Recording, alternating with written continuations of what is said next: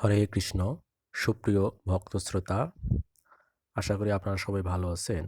আমি গতকালকের ভিডিওতে ভক্তিযোগে অর্জুন এবং শ্রীকৃষ্ণের কথোপকথনের কিছু অংশ তুলে ধরেছি। আজকে বাকি অংশটি আপনাদের সামনে আলোচনা করব। তো ভক্তিযোগ অধ্যায়ে অর্জুন শ্রীকৃষ্ণকে জিজ্ঞাসা করেছিলেন যে এভাবেই নিরন্তর ভক্তিযুক্ত হয়ে যে সমস্ত ভক্তেরা যথাযথভাবে তোমার আরাধনা করেন এবং যারা ইন্দ্রিয়াতীত অব্যক্ত ব্রহ্মের উপাসনা করেন, তাদের মধ্যে কারা শ্রেষ্ঠ যোগী? তো ভগবান শ্রীকৃষ্ণ এই প্রশ্নের উত্তরে বলেছিলেন যে যাদের মন ভগবানের অব্যক্ত নির্বিশেষ রূপের প্রতি আসক্ত, তাদের ক্লেশ অধিকতর। কারণ অব্যক্ত উপাসনার ফলে দেহধারী জীবদের কেবল দুঃখই লাভ হয়।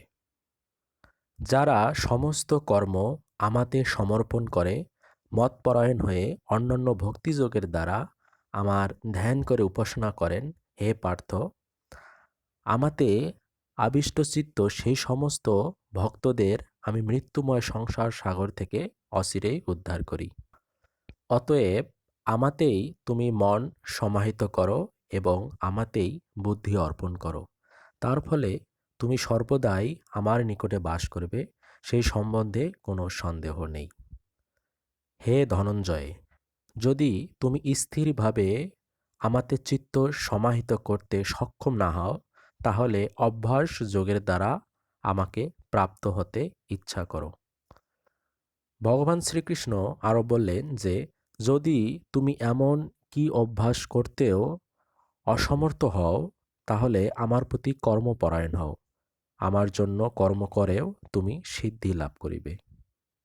ভগবান শ্রীকৃষ্ণ আবার বলিলেন যে আর যদি তাও করতে অক্ষম হও, মানে কর্ম, তবে আমাতে সমস্ত কর্ম অর্পণ করে সংযত চিত্তে কর্মের ফল ত্যাগ করো।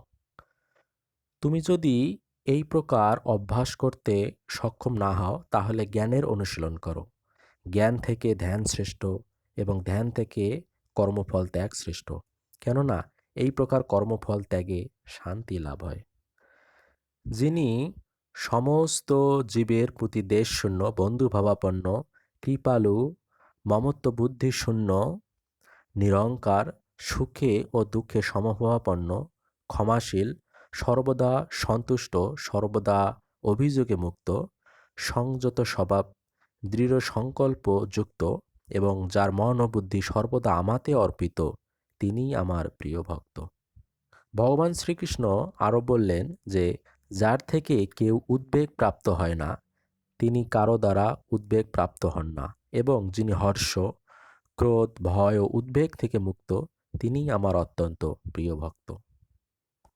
ভগবান শ্রীকৃষ্ণ আরও বললেন যে যিনি নিরপেক্ষ, শুচি, দক্ষ, উদাসীন, উদ্বেগশূন্য এবং সমস্ত কর্মের ফল ত্যাগী, তিনিই আমার প্রিয় ভক্ত।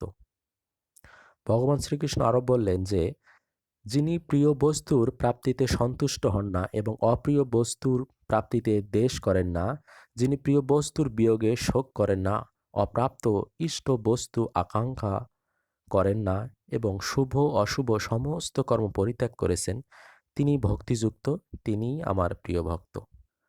যিনি শত্রু ও মিত্রের প্রতি সমবুদ্ধি, যিনি সম্মানে ও অপমানে, শীতে ও গরমে, সুখে ও দুঃখে এবং নিন্দা ও স্তুতিতে সমভাবাপন্ন, যিনি কুসঙ্গ বর্জিত, সংযত বাক, যৎকিঞ্চিৎ লাভে সন্তুষ্ট, গৃহাসক্তি শূন্য এবং যিনি স্থির বুদ্ধি ও আমার প্রেমময়ী সেবায় যুক্ত, সেই রকম ব্যক্তি আমার অত্যন্ত প্রিয়।